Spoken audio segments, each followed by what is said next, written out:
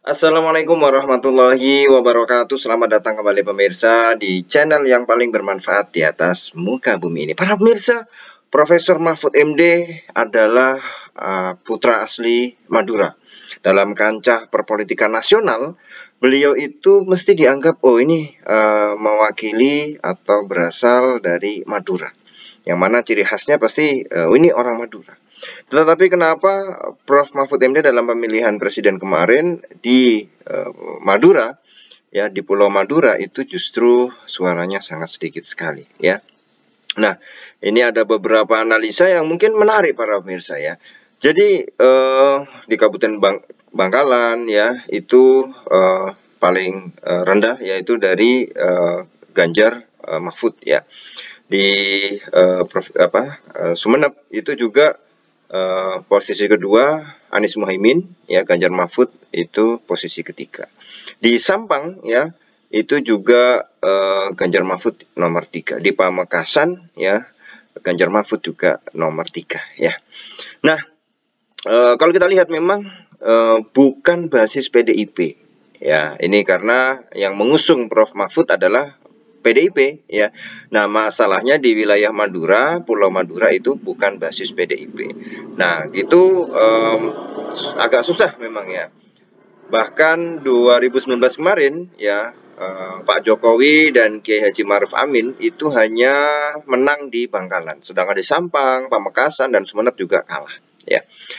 Kalau kita lihat juga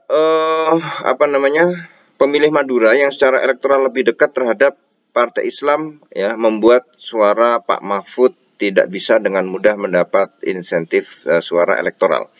Ya, ini karena lebih dekat dengan Partai Islam. Tetapi kalau kita lihat bagaimana dengan relasi atau hubungan dengan grassroots atau akar rumput ya, ternyata sosok Prof Mahfud belum mampu menarik hati pemilih akar rumput di Madura. Ya, selama kampanye memang Pak Mahfud ya mendekati kiai ya, karena memang di Madura itu kiai adalah sebagai panutan. Tetapi ya mungkin ini juga harus dilihat ya. Nahdliyin di Madura itu secara politik tentu tidak bisa linear dengan sosial kulturalnya. Sebab dalam sejarah kita tahu bahwa secara politik sebagian warga NU di Madura cenderung lebih dekat dengan SI atau Sarekat Islam, khususnya di wilayah Pamekasan dan Sampang. Ya, itu ya. Maka setelah NU lahir 1926 ya, sudah masuk unsur Sarekat Islam ya di Madura ya. Sejumlah pondok pesantren di Madura secara historis dan politis cenderung lebih dekat ke SI dibanding ke NU, meskipun secara sosial kultural ya menyatu dan tidak terpisahkan dengan budaya masyarakat Nahdliyin, tapi secara politik lebih ke SI ya. Nah, ini juga kalau kita lihat hubungan dengan basis massa di akar rumput atau grassroots ya, ini tidak berjalan dengan baik ya. Itu ya masih belum bisa ada di hati masyarakat grassroots terutama ya Madura. Nah, ini yang kemudian tentu ya ini baru di Pulau Madura saja ya. Padahal kita tahu bahwa warga atau teman-teman kita yang dari Madura itu banyak sekali di banyak wilayah di Indonesia.